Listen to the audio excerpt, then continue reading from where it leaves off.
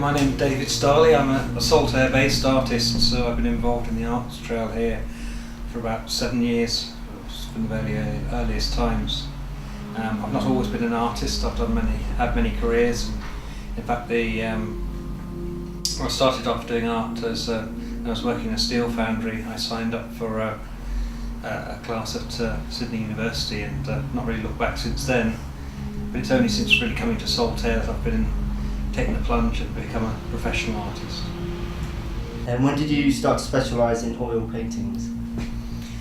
I've tried various things. I always want to be a watercolourist, but it doesn't work for me. You have to get it right first time, and the moment I tried oil paints I was hooked, and it suits me. It's an old technique, but there's plenty of scope for innovation.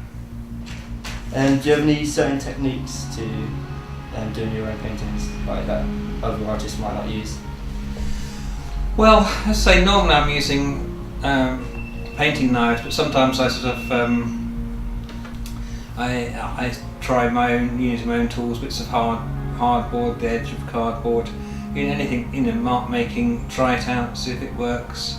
I've just done some work of trees, and painting knife was for the bare branches of trees in winter. Was just giving too heavy a line. I found a torn edge of cardboard allows me to position and get those nice little kinks into tree. And you seem to focus on landscape oil painting, so it must be key to travel. Yeah, I've travelled a lot in my life, and so you see a lot of different things. And I think with a little bit of artistic training, you begin to see different places and different lights. But also one of the themes behind my paintings is that there are not so many people in there. I tend to work with a palette knife or a painting knife, and that slightly limits what subjects I choose. Does living in Saltaire benefit your work? Oh, enormously. If you see my paintings, it's a great source of material. The actual architecture of the village. We've got wonderful landscapes around us, which inspires me. But also there's a real focus of artists here. There's probably more creative people per square foot than almost anywhere in the country. So the feedback from others is wonderful. Does it benefit you having your own studio? Oh, it's great. I work from home, and I still like to paint outdoors if I can. But with the oil paint, it's difficult to get in the field.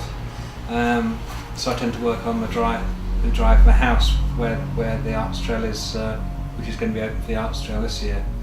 But having a studio, particularly in the winter months, is great. It means you can leave things. An oil painting develops over weeks, if not months. So I can get so far, I can leave it, I can come back to it. Meanwhile, people can come and visit me in my studio and gallery.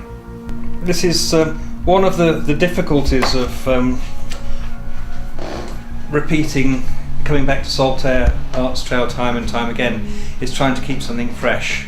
I can't just show my normal work. So every year I have a new theme.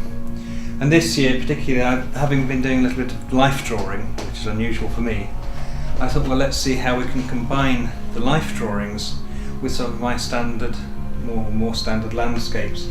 So what we're doing is trying to replace the background landscape, the topography of a scene, with a human figure. So we just have, for instance, here you can see the back leg, shoulder, head, arms, within a landscape. And it's kind of fun because people will look at that view, and then it'll take just a few moments for them to sort of twig actually what they're looking at.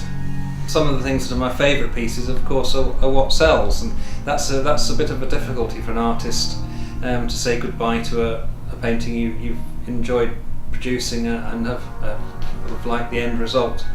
But that's part of the profession.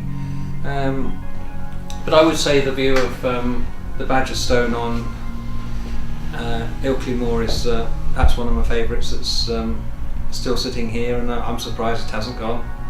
But that's very much my taste, but perhaps a little bit dark for some.